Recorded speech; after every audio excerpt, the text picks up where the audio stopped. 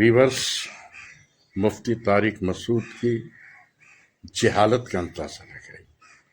ہم کچھ نہیں کہتے، اس کے علم اور اس کے مطالعے کو خود دیوبندی کیا بیان کہتے ہیں، ذرا سنیے.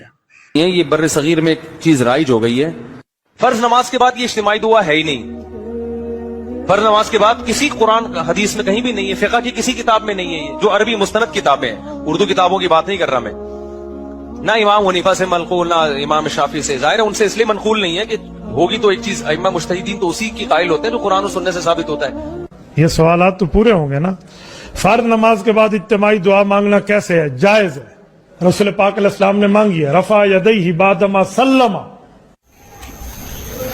فرض نماز کے بعد بلند آواز سے دعا ہاتھ اٹھا کے کرتے ہیں. کسی روایت ثابت ہے فلاں مفتی صاحب نے فرمایا. او مفتی صاحب چبل بٹا چبل ہے، فیس بک پر بیٹھ کر جھوٹ بولنے کی عادت ہے. دنیا میں کوئی حدیث نہیں ہے. انا للہ و انا الیہ راجعون.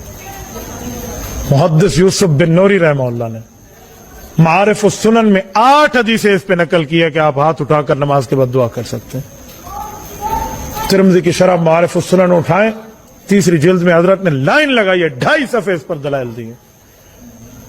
ہمارے اکابر اس پر لکھتے جا رہے ہیں اور یہ کہ ثابت ہی کوئی نہیں ہے. تردید آپ محدث یوسف بن نوری رحمہ اللہ کی پہلے کر رہے ہیں. یار اس مسئلے میں یہ کہو جی میں نہیں مانگتا تو ٹھیک ہے نا، امت کو گمراہ کس بنیاد پہ کر رہے ہو؟ فرض نماز کے بعد اجتماعی دعا نبی صلی اللہ علیہ وسلم سے